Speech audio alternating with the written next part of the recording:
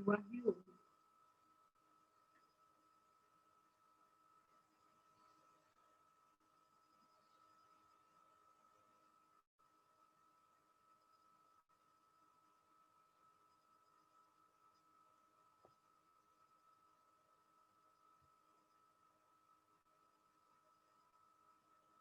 Wahyu. Ada di sana.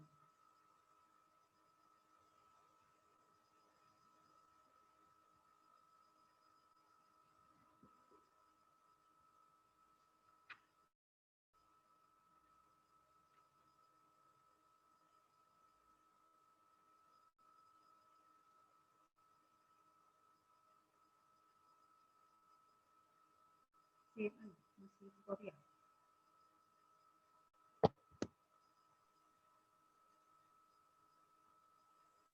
Sudah ada di room dokter, tapi masih di kamar mandi.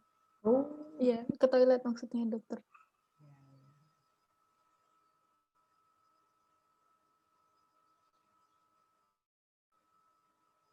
ada teman yang bisa jawab.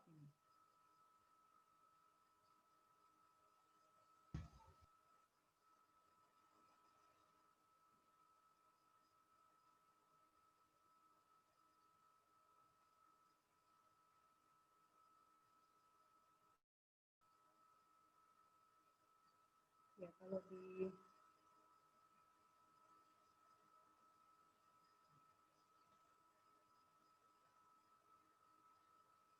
Dwi Utami dulu, yang pertanyaan yang lain nggak ada? Belum ada dokter. Oh, belum ada. Iya dok. Pokok bahasanya apa aja? Wim tumor, terus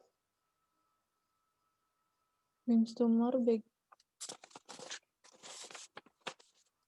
karsinoma buli-buli, lalu ada karsinoma ureterial. Itu dokter. ginjal nggak ada? Ada dokter, itu yang di halaman pertama. Maksudnya di awal-awal. Di awal.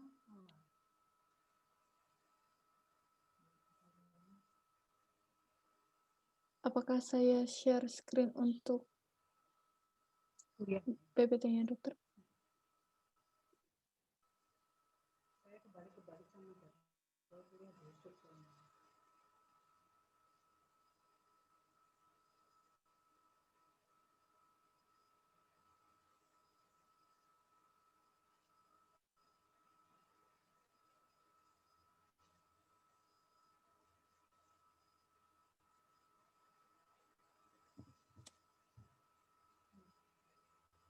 Yang perlu diperhatikan pada Wim tumor ya, sambil nanti ini ya.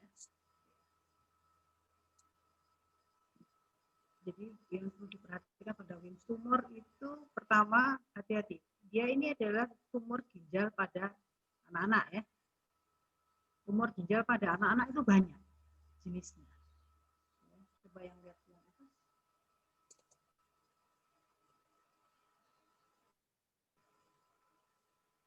Ya. Jadi yang atas yang paling pertama. Jadi tumor ginjal pada anak itu banyak ya. Slide pertama. Yang ya. Jadi Wim tumor itu salah satu dari sekian banyak tumor pada ginjal pada anak ya. Tumor ginjal ini yang asli dari ginjal itu Wim tumor. Tapi yang kadang-kadang merupakan bagian dari yang lain, itu biasanya yang banyak juga pada anak adalah neuroblastoma. Jadi neuroblastoma itu punya anak dewasa, tapi kalau neuroblastoma itu punya anak-anak. Jadi dia tumornya pada saraf, tapi yang kena saraf seluruh tubuh ya, termasuk di ginjalnya. Jadi dia ada tumor di ginjalnya, tapi asalnya adalah neuroblastoma, itu untuk anak-anak. Tapi kalau nefroblastoma itu asalnya, karena dia memang asli dari nefronya ya, dari jaringan ginjalnya. Jadi ini penting untuk membedakannya. Slide berikutnya, ingat pada Wim tumor ini bisa sendiri dia muncul, tetapi juga bisa merupakan suatu kumpulan dari salah satu gejala dari kumpulan dari sindrom ya, kumpulan salah satu gejala dari suatu sindrom.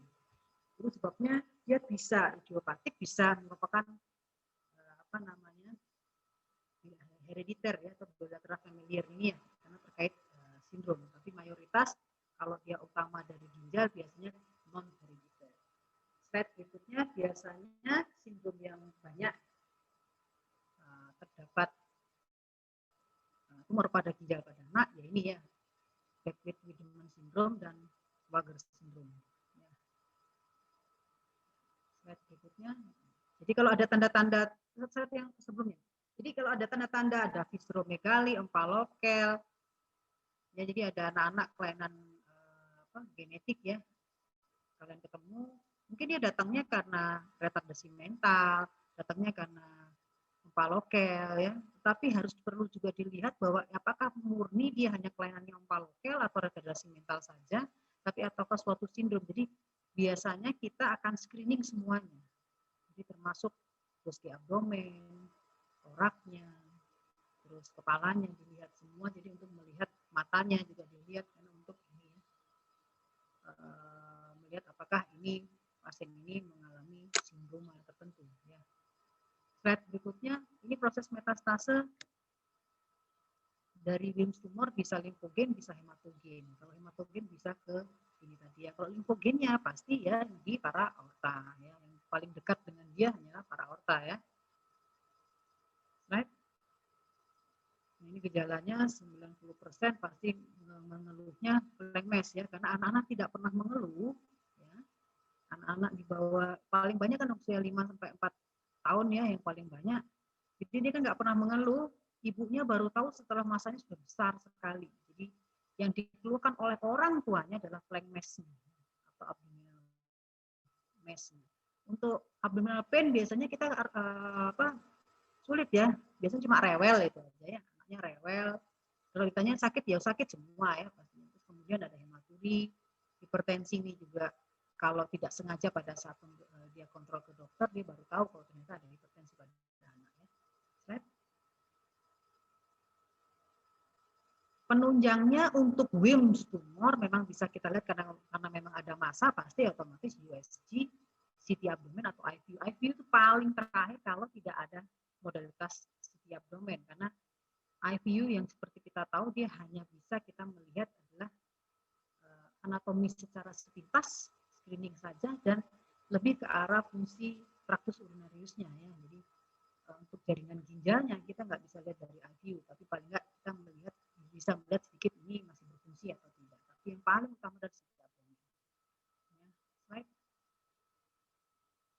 Ini staging yang kita pakai yang ini ya. Jadi dari beberapa literatur termasuk EAU yang kita pakai yang ini. Jadi stage 1 itu confined to kidney. Jadi kidney-nya masih di dalam kidney ya, tumornya.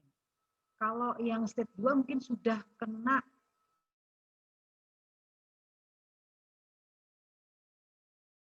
di kapsulnya ginjal, tapi dia belum kemana-mana. Jadi belum kemana itu belum kena pembuluh darahnya, veselnya, belum kena ke limfonodinya, sehingga kita masih bisa ambil semuanya totally. Jadi ini saya ambil selain dari NBTS aslinya. Jadi saya nggak rubah-rubah lagi ya. Kalau yang di buku pun di beberapa literatur juga seperti ini. Jadi stage 3 itu baru info di di info node. Tapi intinya adalah kalau stage 2 itu masih bisa diambil gitu. Stage 3 itu masih ada sisa masih ya. Stage 4 sudah kena pembuluh darahnya ya. Pembuluh darahnya kena bukan para aorta aja tapi lebih atasnya lagi mungkin ya. Terus kemudian kena ke jaringan lain ya, lung sama livernya ini kena. Kalau stage 5 bilateral ya. Ini diagnosa banding ini penting ya. Yang tadi saya sebutkan bahwa tumor ginjal pada anak banyak. Ya, yang benar-benar tumor ginjal ya Wilms tumor ini ya. Yang lainnya kayak neuroblastoma ini dia mungkin sebenarnya suatu sindrom dan dia banyak kelainannya. Jadi neuroblastoma yang muncul-muncul ya, kayak di kulit-kulit juga itu juga neuroblastoma ya. Jadi termasuk itu ya, jadi yang di otaknya, di kulit, dimanapun, jadi di limfonoid, di apa namanya, saraf-saraf yang di tepi pun juga dia bisa menjadi neuroblastoma, termasuk di ginjalnya. Membedakannya apakah ini neuroblastoma atau Ewing tumor, kita biasanya cek PMA ini. PMA itu vinyl mandelic acid ya. Jadi kita cek kadarnya PMA ini di urin. Jadi misalnya di urin. Jadi kalau ada tumor ginjal, karena paling banyak kalau nggak tumor yang neuroblastoma, biasanya kita langsung bisa ada tumor ginjal, kita langsung cek PMA-nya. PMA positif berarti neuroblastoma, PMA negatif punya Ewing tumor. Lalu DD-nya yang lain untuk tumor di abdomen pada anak ini tadi ya. Jadi apakah ini benar tumor, apakah ini suatu hidronefrosis, ataukah ini suatu ginjal kista ya, baik itu kistanya polikistik atau limfosikistik dan yang lain-lainnya, itu kita cek dengan pemeriksaan USG juga bisa kelihatan. Ya. Jadi untuk screening awal memang USG, untuk stagingnya pakai CT scan dan operasi. Jadi scan dan operasi. Jadi walaupun dari CT scan kita lihat, oh selesainya kayaknya stage 2, tapi ternyata pada saat bulan operasi kita nggak bisa ambil totally, masih ada sisa karena perlengketan dan yang lain-lain, ya tetap itu jadinya akan naik ke stage 3. Ya. Slide berikutnya. Nah, ini terapinya selalu pasti radikal nefrektomi ya. Jadi kalau pada saat perpisahan fisik kita lihat set, oh kayaknya masih confine, masih bisa goyang, ya nggak lengket di dasarnya, nggak lengket di kulitnya, di dinding abdomen, ya. Mungkin kayaknya bisa nih resectable. Kita buka ternyata memang bisa resectable, jadi kita seradikal mungkin kita mengambilnya. Jadi ginjal sak kapsul-kapsulnya kita ambil dulu, sak gerotanya kita ambil dulu. Jadi jaringan-jaringan setelah kapsul ginjal itu kan dia berada di dalam retroperitoneal, kan dia diliputi oleh gerotafet ya, gerotafet dengan kapsul gerotanya. Jadi kita ambil semuanya seradikal mungkin gitu ya. Jadi bukan gerotanya dibuka terus habis itu kita baru sisihkan lemak-lemaknya terus baru kita ambil ginjalnya, enggak. Jadi kita ambil semuanya confine, jadi seradikal mungkin. Jadi radikal nefrektomi. Tapi apabila ternyata tidak resectable pada saat pemeriksaan fisik, wah kayaknya susah nih, gede banget, melebihi midline ya. Midline itu melebihi dari batasnya midline abdomen ya, para aorta ya.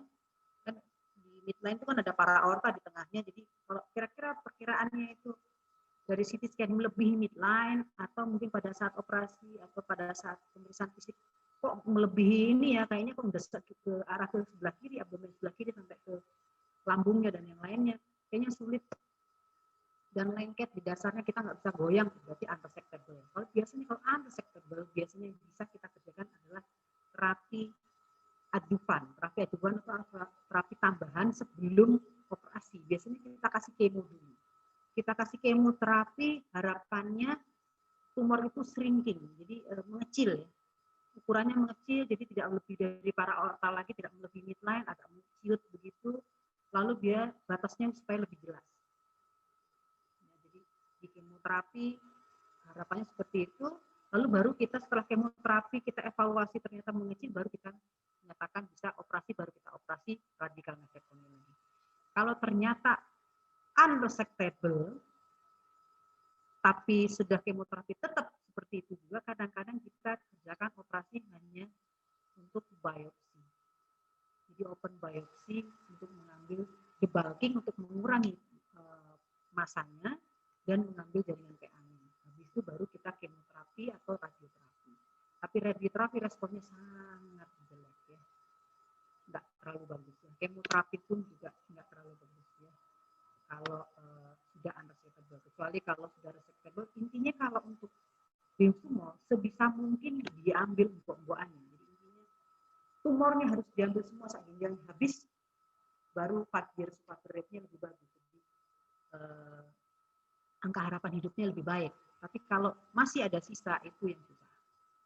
Ada sisa itu di staging yang lebih awal itu lebih baik dibandingnya staging yang di atasnya, karena respon kemoterapi dan respon radioterapi itu tidak terlalu bagus, tapi kemoterapi masih lebih bagus daripada radioterapi. Slide berikutnya. Yang perlu kita tahu ini untuk RCC ya, renal cell carcinoma. Jadi hati-hati, ada renal cell carcinoma, ada Grawitz tumor. Ini sama antara Grawitz dan RCC. Jadi ini nama lainnya saja. Jadi nama lain dari RCC adalah Grawitz tumor atau nefroblastoma tadi. Jadi nefro bukan neuroblastoma tapi nefroblastoma. Jadi intinya keganasan pada ginjal itu Grawitz tumor yang murni dari ginjalnya. Jadi dari adenokarsinoma ginjal ya. Karena ada lagi ginjal itu macam-macamnya, ada jaringan ginjalnya sendiri ya, sel-sel ginjal, ada juga apalagi epitel salurannya ya.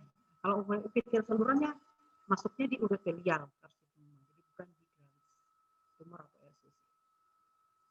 Nah ini etiologinya, insidennya juga meningkat pada ini tadi ya, slide berikutnya.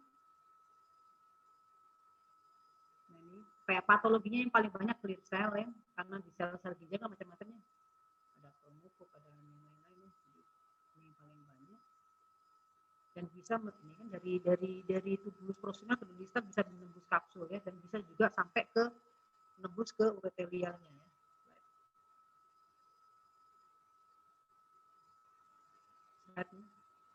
Berikutnya. Triasnya untuk tumor ginjal. Beda dengan anak-anak, dia ada lebih ke arah nomor 1 itu massa ya, mass, abdomen mass ya. Tapi kalau di tumor ginjal pada dewasa lebih hati-hati karena nyeri pinggang itu juga bisa. Suatu TA, hematuri juga bisa. Jadi lebih banyak ke arah ini ya, nyeri pinggang, hematuri dan disertai mass di pinggang. Nah ini kalau yang anak-anak gejalanya untuk hipertensi, anemia, dan varikosil ini nggak terlalu banyak. Tapi kalau di dewasa, gejala hipertensi, anemia ini lumayan ya, karena hematurinya terus ya. Mikros tapi lama ya, puluhan tahun. Akhirnya ya anemia ya. Varikosil kenapa? Kira-kira kenapa pasien CA ginjal kok ada varikosil? Ada yang tahu?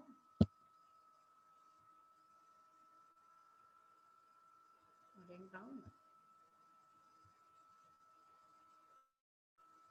Amalia, tahu nggak kenapa varikosil? Ada tanda-tanda varikosil? Tanda sekunder dari... Mohon maaf, kurang tahu dokter. Kurang tahu. Yang tahu siapa? Cepresa kamu tahu nggak?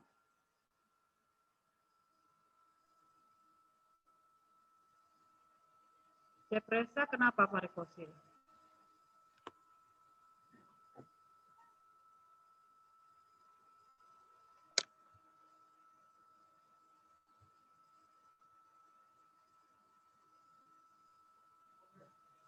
Izin dok, kenapa?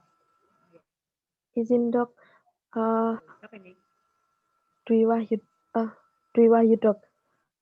Izin kalau yang dari saya baca kemarin itu terjadi obstruksi dari vena spermatikanya dok.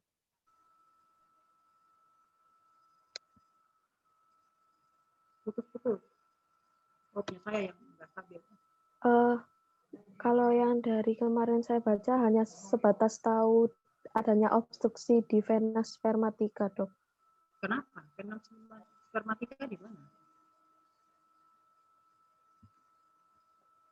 Siapa yang tahu anatominya vena spermatika?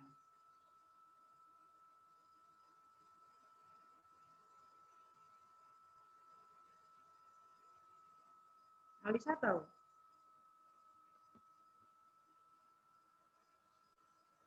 Mohon maaf, kurang tahu dok. Nggak tahu ya. Cepresa udah nemu belum?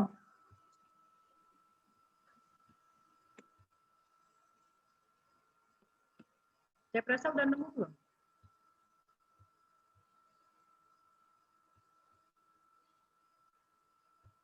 Jadi gini loh, vena spermatika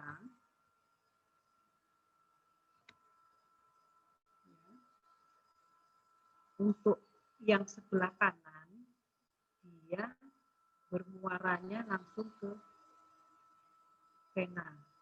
abdominalis, ya. Vena abdominalis atau abdominalis, atau dia kadang-kadang ke iliaka, ya. Bisa ke abdominalis, bisa ke iliaka. Tapi untuk yang kiri, vena spermatikanya, dia muaranya langsung di vena renalis, ya, yang kiri di vena renalis. Itu sebabnya apabila mes dari ginjal itu besar sekali, pasti dia akan menekan pembuluh darah, ya, yang ada di sekitarnya, termasuk arteri vena renalis, ya. Nah, di situ ada muaranya spermatika internanya yang sebelah kiri juga. Untuk yang kiri, otomatis yang kiri akan lebih sering akan mengalami, kalau tumornya di kiri pasti spermatika ada varikosil, ya. Karena dia ketekan, aliran baliknya terketekan, ya, ketahan, ya. Ini ada varikosil. Gitu, ya. Jadi nanti lihat lagi pada lebih enak lagi nanti pada kuliah yang varikosil akan kelihatan, ya. Jadi venanya itu muaranya kemana. Terus ada gejala lagi yang udah agak berat, biasanya paraneoplastic syndrome ini tadi, ya. Di paraneoplastic syndrome ini ada gejala yang melibatkan fungsi dari livernya. Jadi paraneoplastic syndrome itu karena ada gangguan fungsi liver dikarenakan tumor di ginjalnya. Jadi tadi, ya, karena untuk ginjal yang kanan pun juga dia dekat dengan liver, ya. Walaupun kiri pun juga sama, karena sama-sama pembuluh darahnya dekat dengan aorta para aorta, ya. Jadi otomatis karena liver juga pembuluh darahnya dekat dengan itu, jadi dari situ akan masuk ke situ, gampang untuk metastase ke daerah liver, ya, dan pembuluh darahnya. Slide berikutnya. Nah, ini yang slide 1, 2, 3, 4, ya.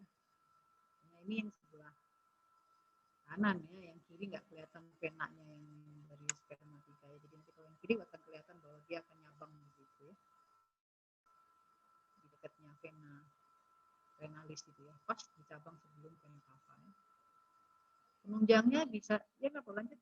Penunjangnya ya ini, ya, USG, IPU, CT, MRI. Jadi yang lebih jelas sebenarnya CT dan MRI, ya. Jadi untuk melihat kenapa lebih ke MRI, CT juga bisa, tapi MRI juga lebih baik.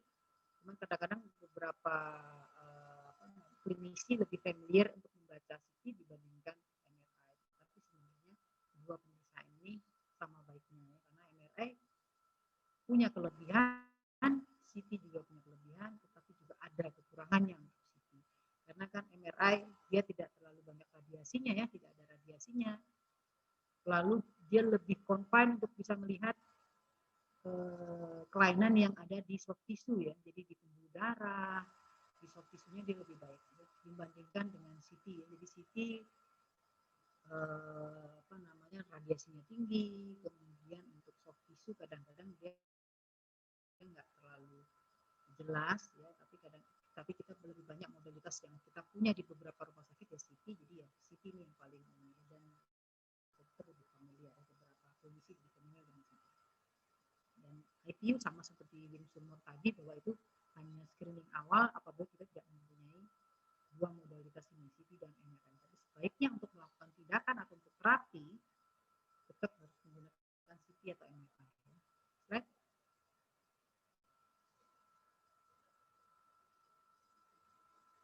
Nah, ini, ya, terapinya. Nefrektomi bisa parsial, bisa radikal untuk nefrektominya. Lalu bisa ada terapi tambahan atau terapi paliatif, bisa menggunakan imunoterapi atau kemoterapi, ya, dan inhibitor amiogenesis, jadi sistem pembuluh darahnya dari tumor dihambat sehingga dia tidak bertambah besar untuk tumornya. Dan radiasi, dulunya radiasi ini sama seperti Wim tumor, nggak terlalu bagus. Jadi kita baru kasih radiasi kalau sudah ada metastatik proses, dan biasanya tempat metastatiknya itu yang kita radiasi. Jadi bukan ginjalnya yang diradiasi, tetapi metastatik prosesnya yang diradiasi. Kenapa? Karena dia tidak radiosensitif, ya, untuk tumor di ginjal, ya. Jadi kapan parsial nefrektomi, kapan radikal, itu terlalu subspesialistik. Jadi kalian nggak perlu tahu. Yang penting tahu intinya adalah semua semua tumor pada ginjal intinya harus diambil embok-embokannya. Kalau nggak diambil semua embok-embokannya, pasti prognosisnya jelek ya. Gitu. Jadi intinya selama ginjalnya itu tumor yang masih bisa diambil, prognosisnya akan lebih baik. Tetapi ingat, Binz tumor dibandingkan Graves tumor, prognosisnya masih lebih baik Binz tumor dibandingkan Binz tumor. Kadang-kadang untuk yang Graves ini nggak sampai 6 bulan, jadi cepet banget ya. 6 bulan dengan obat, dengan terapi pun sudah wassalam ya. Jadi Binz tumor lebih baik daripada Graves tumor, dan sebisa mungkin seradikal mungkin kita operasinya. Jadi kalau bisa screening awalnya lebih baik, jadi semakin stadiumnya semakin rendah akan semakin baik prognosisnya. Begitu dia tidak bisa radikal nefrektomi, otomatis dia ada sisa dan ini stadiumnya naik. Jangankan 5-year survival rate ya, 6 bulan aja belum bisa nutup ya, kalau untuk Graves. Okay.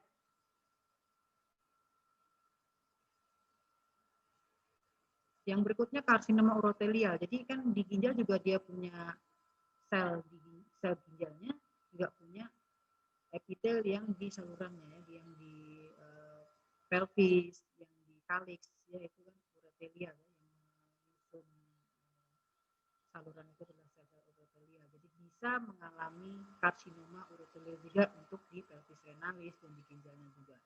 Tahunya dari mana? Pasti dari patologi anatominya ya. Jadi pada saat fotonya pasti kita nggak tahu ini tumor ginjal aja, tahu ini Graves apakah urotelial. Nanti PR-nya baru tahu, nanti setelah itu baru ini Graves, ini urotelial ya. Tapi urotelial biasanya lebih banyak ke arah bawah-bawahnya ya, ureter, buli ya. Jadi ke uretra. Jadi semua saluran dari sistem trakus urinarius itu epitelnya adalah epitel urotelial. Jadi bisa cancer dari mulai atas sampai bawah. Ya. Dan untuk squamous ini yang saya bilang tadi ya, jadi murni aslinya sel dari saluran kencing itu adalah urotelial. Jadi pasti harusnya tumornya paling banyak urotelial. Tetapi apabila seperti saya kemarin bilang ya, pada kuliah batu, iritasi kronis akibat batu bisa menyebabkan CA ya. Itu saya bilang tadi ya, ini akhirnya sel squamous. Jadi metaplasi ya, jadi dari sel urotelial berubah menjadi squamous cell, lalu akan menjadi keganasan ya, karena iritasi dari batunya tadi ya. Dan kalau sel squamous itu jauh lebih buruk lagi prognosisnya dibandingkan urotelial. Jadi urotelial itu cukup buruk, squamous yang lebih buruk lagi karena terapinya tidak bisa dengan kemo, tidak bisa dengan radiasi ya. Kalau urotelial masih bisa, sedangkan kalau squamous udah nggak bisa, tidak responsif dengan keduanya, akibatnya pasti survival rate-nya akan rendah. Jadi ini ureter tumor ya, pasti transisi sel karsinoma ya, karena urotelial lebih banyak di transisi sel karsinoma 75%, kemudian yang ureter tumor biasa ya 25%. Slide. Penunjangnya hampir sama, cuman kalau yang ini sama dengan buli, kita bisa lakukan sitologi urin ya, atau urethral brushing biopsy. Jadi lewat endoskopi ya, jadi kita uretrorenoskopi URS ya, lalu kita semprotkan cairan pengantar ya, biasanya kita cukup PZ saja, lalu kita brushing ya, kita ambil, kita sedot urin yang ada di ureter di daerah sekitar tumornya, karena kan dia gravitasi ya, kita masukin air, kita semprot, habis itu nanti akan turun kan airnya lagi, masuk lagi ke alat kita sedot ya.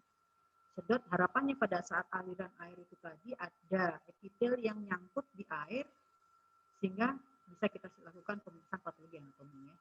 Kalau urethral brushing biopsy itu biasanya kita manipulasi, kita air baru kita sedot, atau jaringan tumor yang kelihatan di ureternya langsung kita cubit ya, kita biopsi, kita ambil, langsung kita periksakan ya. Baik.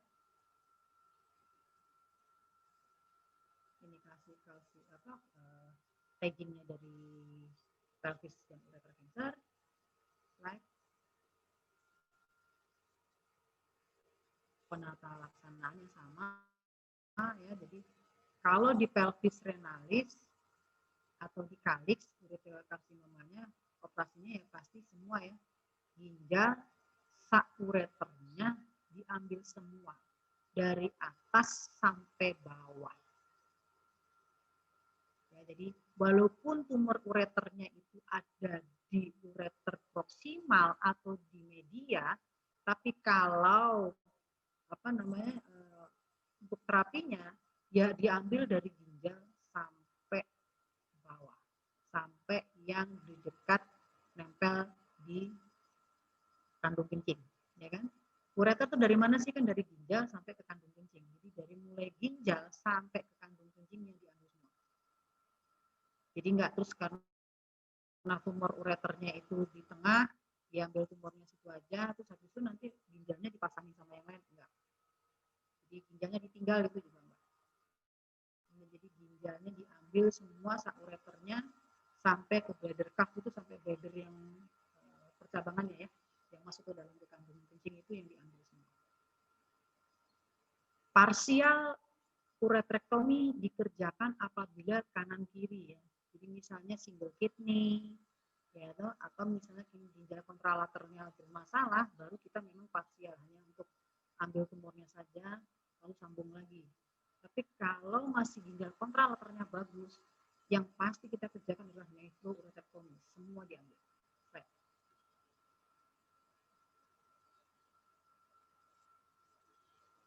Ini bukan mungkin ya. Pria pasti lebih banyak karena apa ya ini tadi ya, karena yang lebih banyak kepapar bahan kimia, karena pekerjaan juga laki-laki yang hobinya ngerokok paling banyak di dunia ini juga pasti laki-laki. ISK, angka ISK juga ya, epidemiologi prevalensinya juga banyak, lebih banyak pada laki-laki ya, otomatis laki lebih banyak. Ya, jadi ini faktor resikonya. Jadi bahan kimia itu termasuk pestisida, termasuk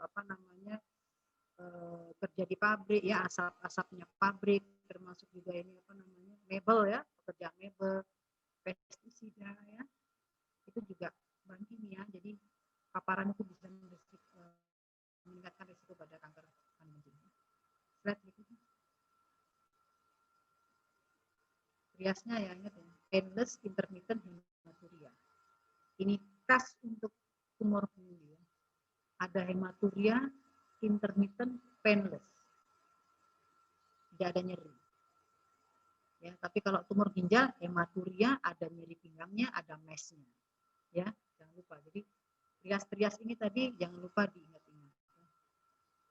Ini kata kunci sebenarnya. Kata kunci. Jadi kalau ada orang dengan keluhan kencing luts, tapi terus ada painless intermittent hematuria, oh berarti saya buli ya. Tapi kalau ada hematuria dengan panas dingin badannya, ya kan? Kadang ada disuria, oh mungkin ASK. Oh mungkin juga tanpa panas dan yang lain-lain, tapi ada hematuria, tapi ada lutsnya lebih berat, oh mungkin BPH.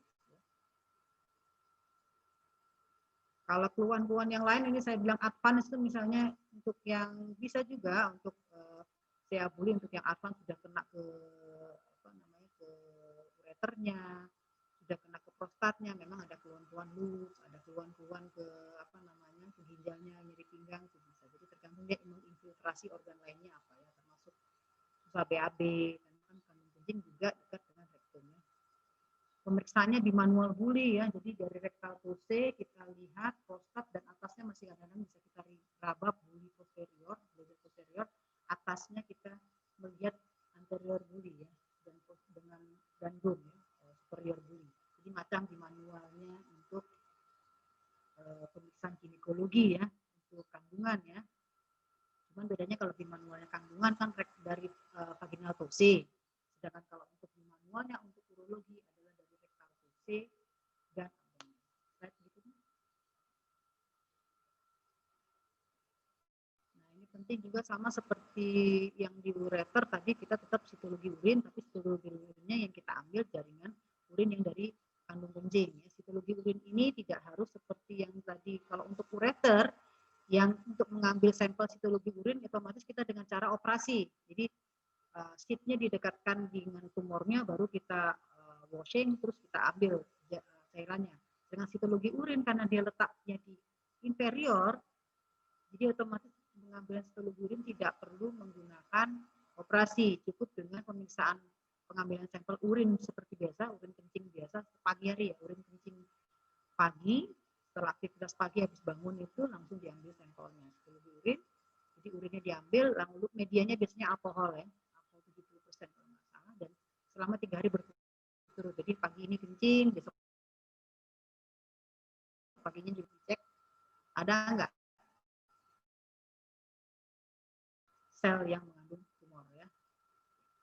Ini ada, kalau untuk tumor ginjal, limfoma tidak ada markernya ya, tumor marker tidak ada, tetapi untuk di kandung kencing ada tumor markernya, tapi tumor marker ini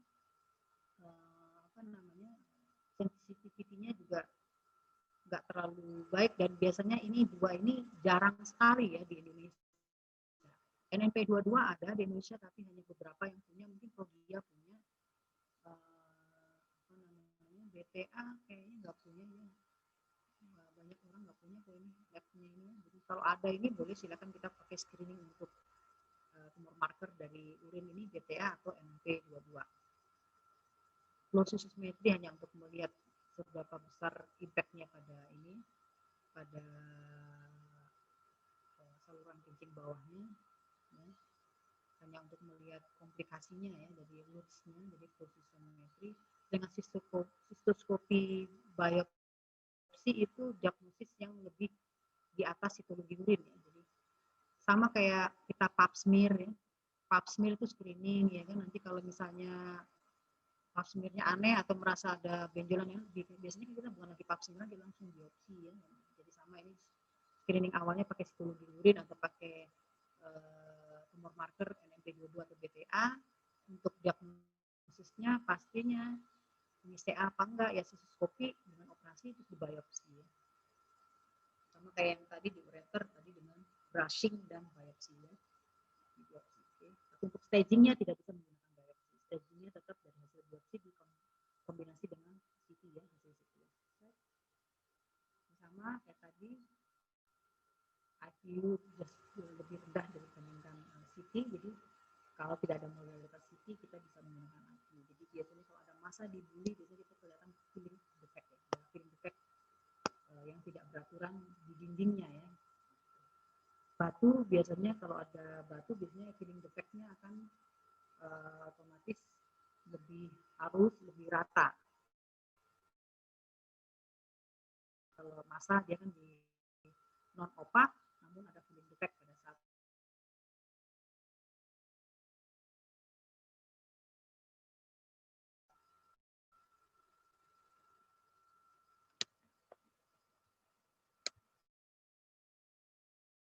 berikutnya.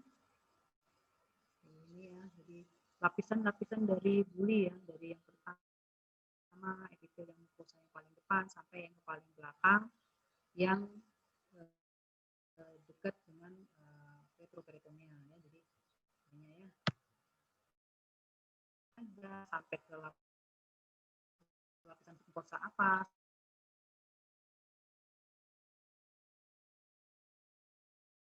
sampai ke maselnya kena maselnya.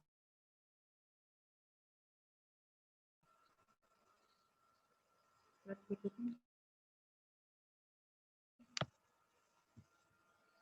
ini ya, kelihatan ya, jadi OTA cuma sampai atasnya atau T1 sudah muscularis kopianya yang kena di T3A, verifikasinya kena di T3B, yang T4-nya udah sampai ke lebih keluar, adjacent organ itu berarti bisa prostate, bisa vesica seminalis, bisa rektum ya, bisa kulit abdomen ya, dinding abdomen, habis ini sebagai T4 ya. Right. Oke, ini sama kayak tadi. Jadi untuk pemeriksaan sitologi urinnya ya, yang tadi ya, harapannya seperti itu, jadi penting dari buli, sitologi urin yang di bladder ya. Kalau yang di ureter ya ngambilnya dari ureter ya, jadi bukan dari buli. Kalau yang dari buli dari kencing biasa ya.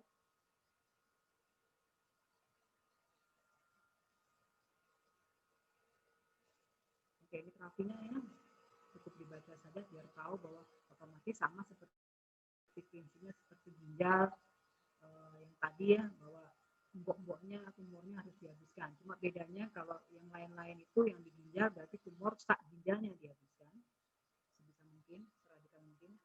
Baru kita kerjakan parsial apabila tumornya sangat kecil, lalu apabila sebelah kontralateralnya bermasalah. Tapi kalau untuk tumor buli cukup tumornya saja diambil, ya. Kalau masih bisa diambil semua, ya diambil semua. Kalau tidak bisa sampai stadiumnya agak naik ya sampai ke muscularis mucosa dan sampai ke apa namanya perikesika dan lain-lain, otomatis terapinya harus radikal. Jadi bulinya diambil semua. Bulinya diambil semua. Jadi tumor kandung kencingnya diambil semua, kandung kencing diganti dengan kencing baru ya. Dibikinkan kandung kencing baru, bisa dari usus, bisa dari yang lainnya ya. Slide. Oke. Sudah ya. Ada pertanyaan lagi nggak selain itu? Ini jamnya udah selesai juga ya? Iya, sudah selesai, dokter. Ya, udah selesai ya. Nggak ada pertanyaan ya. Untuk yang kemarin saya pesan ke teman-temanmu ke Intan ya. Ada pertanyaan nggak untuk yang kuliah-kuliah sebelumnya? Karena itu lebih penting. Untuk tumor, untuk infertility dan yang lain itu nice to know ya. Jadi yang must know itu yang tadi ya, yang kompetensinya 3 ke atas, 3 sampai 4 ya. Jadi kateter, batu, DPH ya.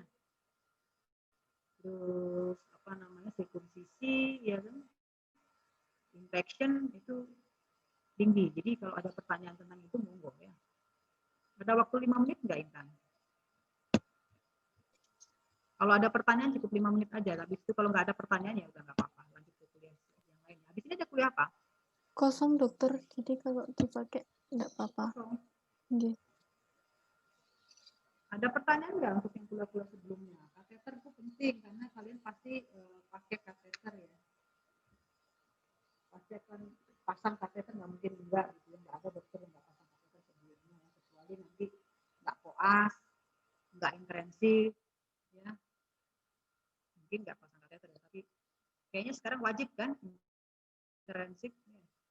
Setelah lulus harus ikut program intensif kan. Jadi otomatis pasti akan pasang kateter. Jadi wajib tahu caranya pasang kateter. Walaupun nantinya akan jadi dokter kulit, akan jadi dokter spesialis forensik ya nggak perlu pasang kateter, tapi intinya kalian harus bisa pasang kateter ya.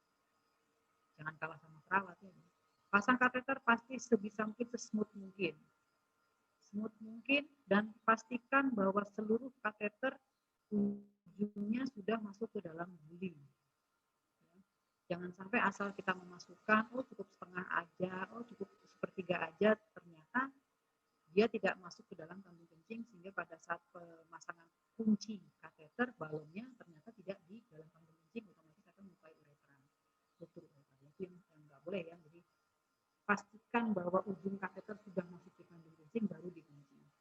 Lalu selalu diperhatikan adalah pada saat memasang kateter harus dengan KIE ya, diberi informasi supaya pasiennya itu lebih rileks ya. Saya tahu, saya yakin pasti sakit pada saat pemasangan itu, supaya mengurangi rasa sakitnya, supaya kamu juga nyaman masangnya dan mengurangi kontraksi dari sphincternya. Jadi karena dia sakit, takut sphincternya nutup sehingga akan lebih sulit kamu pasang. Itu sebabnya pasti kalau pada saat masang di titik sphincter itu masuk beberapa senti, untuk laki-laki 10 sampai 15 cm, dia ada tahanan pasti sedikit. Itu karena sphincternya dia kontraksi ya, sengaja nutup ini ya. Jadi pada saat itu kamu ajak ngomong supaya rileks, tarik nafas yang panjang, pada saat tarik nafas dia rileks, kamu masukkan sehingga dia relaksasi dari sphincternya, jadi kamu bisa masuk kateternya sampai ke atasnya.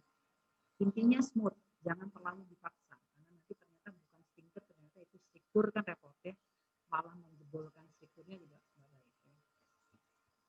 Terus habis itu setelah pemasangan harus pastikan kamu menulis di catatannya, di rekam medis. Sekarang tidak ada kita melakukan apapun tanpa rekam medis. Jadi baik itu kamu di poliklinik sendiri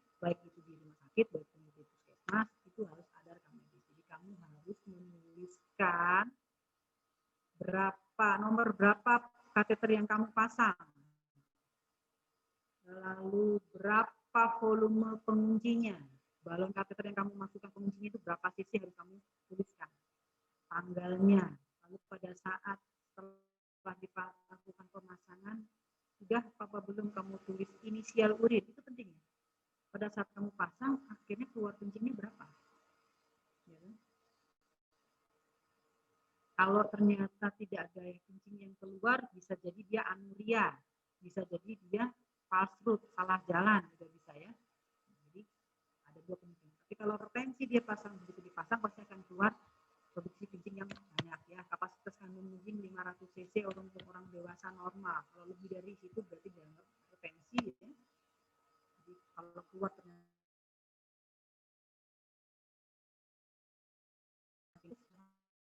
tapi buli-buli terlalu penuh sekali, proses pengosongannya jangan terlalu cepat. Pada saat kamu pasang push, keluar banyak, setiap 1000 cc atau tiap berapa kamu stop dulu. Jadi saya biasanya 1000 cc saya stop dulu. Saya stop dengan cara urin bagnya, selangnya yang putih itu saya ikat dulu. Bela 15 menit atau 30 menit saya buka lagi ikatannya supaya kencingnya keluar dulu semua, 1000 lagi. Saya ikat lagi ya. Nanti 15 menit lagi saya buka lagi, masih keluar lagi banyak. Jadi total semua itu dalam setengah jam, total berapa sampai puli itu benar-benar kosong ya. Kita lihat udah kosong sama sekali nih, kencingnya udah terakhir sampai berapa nih, udah yang terakhir nih, itu namanya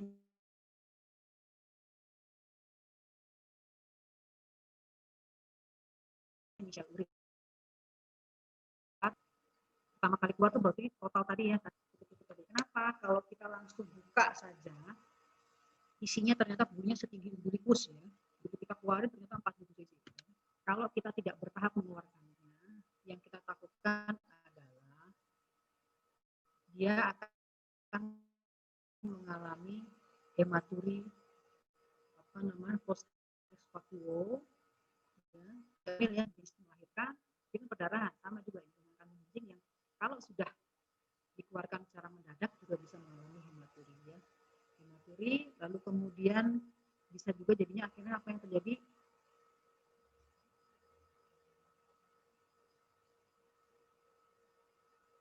Diuresis ya. Diuresis pasca rilis obstruksi. Oke. Nah, jadi sebelumnya kan dia ketekan ya sampai tekanan intrarenalnya juga meningkat ya, sampai ke renal, otomatis produksi kencing yang di renal itu akan berkurang pada saat akhirnya menyebabkan ginjalnya overproduksi ya.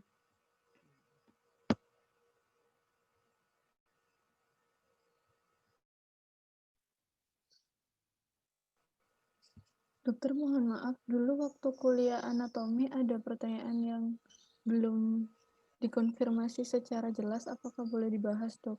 Tentang donor Apa itu? Donor ginjal, donor transplantasinya.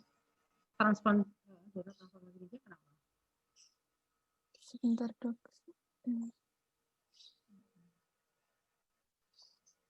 Ini, Dokter.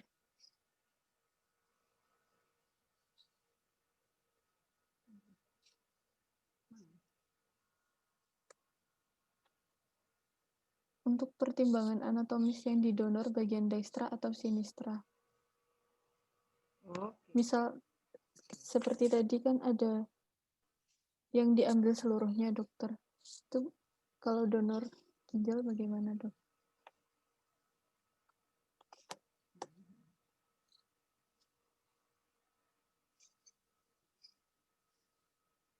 Kalau dari saya sebenarnya tidak ada pertimbangan ya. Memang akan lebih baik kalau yang kanan dengan yang kanan, yang kiri dengan yang kiri. Ya. Karena kan ada beberapa istilahnya percambangan dari pembuluh darahnya ya. Jadi nanti kan dilihat pada persiapan donor itu kita cek semuanya ya, termasuk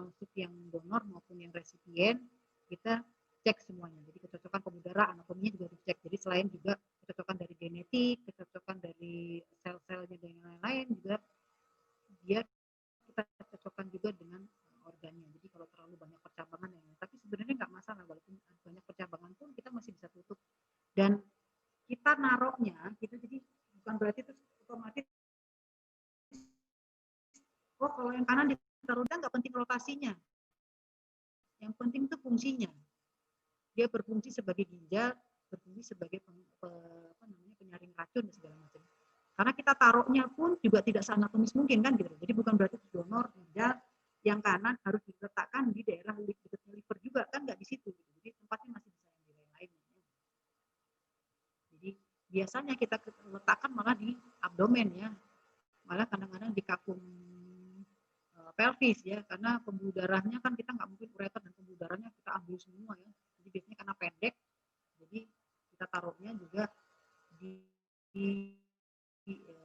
sedekat mungkin dengan buri dan sedekat mungkin dengan aorta ya, dan pembuluh darah ya, vena cava dan lain-lain. Jadi sebenarnya nggak masalah ya. Memang kiri dan kiri, tetapi kanan kiri sebenarnya nggak masalah, karena kita naruhnya juga nggak masalah ya, naruhnya dari kanan di kiri semua, di kanan semua juga bisa, nggak masalah. Jadi kanannya yang bagus, terus yang kiri yang bermasalah, terus kita transparan yang kiri terus dapat ginjalnya yang kanan, kita taruh aja di kanan semua, nggak masalah. Gimana Palak? Paham Palak?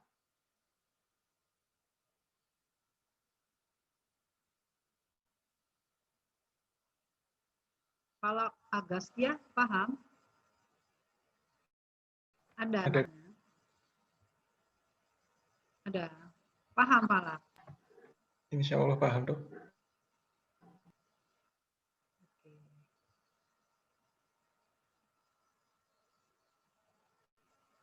Ibrahim paham? Ibrahim Fadil Sanjaya ya? Paham nggak?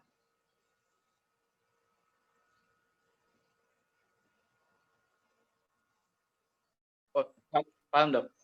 Paham nggak Ibrahim? Apa? Tadi yang saya jelaskan apa? Mengenai ini dok, tumor di sistem urinaria. Enggak, yang barusan pertanyaan terakhir. Tadi Intan kasih pertanyaan terakhir nih.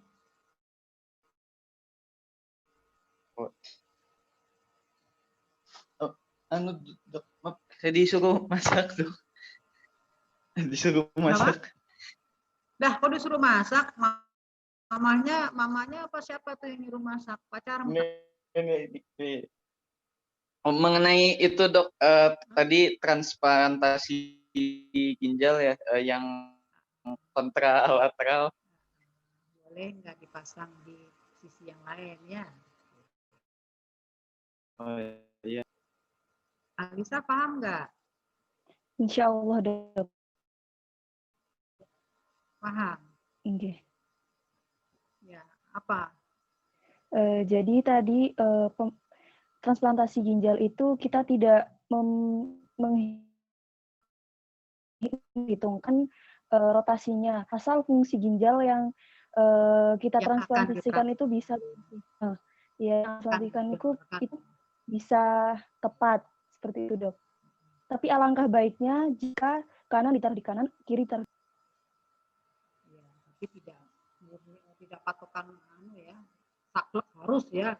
Jadi nggak masalah kanan kiri nggak masalah.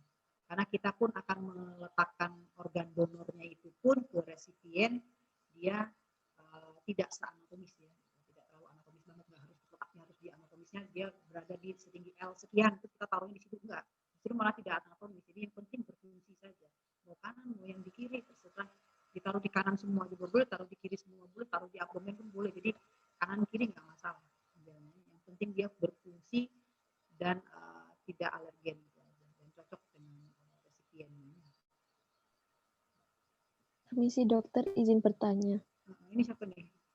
Dwi Wahyu dok, izin bertanya dok. Untuk yang prostatitis itu kan ada pemeriksaan 4 tabung VB1, VB2, EPS sama setelah masase. Nah, tapi kan juga ada kategori-kategorinya. Ada kategori 1 itu seperti Poutsalitis bakteri akut itu juga manifestnya sakit dan bahkan tidak disarankan untuk masase karena bisa menyebabkan bakteremia. Nah, itu kira-kira apa ya, Dok, kriteria kapan 4 tabung ini bisa dilakukan gitu, Dok? Terima kasih, Dok. Apa? Kira-kira apa? Kira-kira kapan yang kriteria 4 tabung ini bisa dilakukan? Soalnya yang di EPS itu kan dilakukan masase, Dok. Ya. Ya, terima kasih, Dok. Kan kalau yang kriteria 1 akut ya, otomatis kan tanda akutnya lebih banyak ya. Ya, jadi pada pemeriksaan fisik terus anamnesanya kan kelihatan jelas. Yang akut itu sakit banget, panas ya kan, ada kelainan BAB-nya susah ya. Pada pemeriksaan rekalkulasi pun juga kita pelan-pelan banget kita lihat ya. Wah, kok hangat banget dan yang lain-lain ya. Otomatis kita nggak perlu pakai pemeriksaan 4 tabung ya. Karena kan itu akan menyebabkan di masa itu terlalu banyak manipulasi, otomatis malah flare up ya. Jadi bakterianya malah bisa lari kemana-mana ya sampai bisa sepsis. Ya. Jadi kelihatan dari rekalkulasi dan anamnesa. Jadi bisa kita bandingkan. Untuk yang anamnesa yang ke arah kronis, ya kita boleh kerjakan 4 tabung. Lalu pada kuliah yang kemarin kan sudah saya sebutkan bahwa 4 tabung ini pada kenyataannya sangat sulit sekali realitanya pemeriksaan ini. Jadi realita ini kan teori nih, ya di teori kita kerjakan pemeriksaan ini itu ya. Tapi kenyataan aslinya kita sangat sulit untuk melakukan pemeriksaan ini, ya kan? Orang kencing tengah-tengah kencing suruh berhenti, tak dulu saya mau pakai handphone dulu mau masase, kan nggak mungkin begitu ya, kan nggak mungkin pasiennya sendiri yang masase kan, gitu ya. Jadi pasti orang lain yang masase. Kalaupun orangnya sendiri yang masase juga realitas dan hasilnya ini benar-benar sensitif spesifiknya kan rendah ya. Jadi pada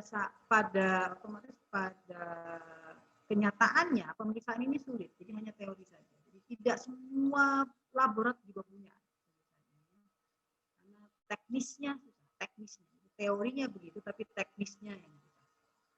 Jadi kita lebih ke arah ke pemeriksaan fisik yang biasa dan anamnesa ya. Jadi ini ke arah akut atau ke arah kronis. Ya. Jadi kalau ke arah kronis boleh kita kerjakan yang ke-2, 3, 4 ya. Bisa kita kerjakan dengan 4 tabung. Tetapi kalau yang 1 mungkin nggak bisa, yang akut ya. Dan saya biasanya di kenyataannya ya, di praktek saya sehari-hari, justru malah saya nggak pernah mengerjakan 4 tabung, malah yang saya kerjakan hanya urin culture biasa ya. 1 tabung berarti ya. Intinya cuma itu aja. Jadi tetapi tidak sebagai patokan karena titik tangkapnya saya mau periksa prostat, jadi walaupun nanti urin culture-nya hasilnya negatif, informasi dan edukasi yang saya berikan kepada pasien ada kemungkinan ini infeksinya di prostat. Jadi kuman yang kita harapkan di testis ataupun di prostat tidak akan terlihat ya. Jadi bukan berarti hasilnya negatif berarti tidak ada infeksi di prostat ataupun di testis. Jadi bisa jadi tetap ada infeksi yang belum tertangkap gitu ya, karena dia tempatnya jauh. Jadi, terapinya pun tetap kita terapi coba-coba dengan antibiotik yang secara empiris itu tadi selama berapa minggu, ya kan, sesuai dengan untuk testis berapa minggu, untuk prostat berapa minggu, ya 12 minggu ya. Ya, Dok, terima kasih. Izin bertanya, Dok. Waktu kemarin saya sedikit baca itu ada pemeriksaan yang dia diberikan, kalau nggak salah, kontras sekitar 300 sampai 400 mili, dan ketika ada obstruksi atau apa gitu, dia kurang dari 250 mili. Nah, kalau kadar normalnya itu yang ditemukan berapa, Dok? Yang kalau nggak salah apa jadi ya gini, kemarin tuh?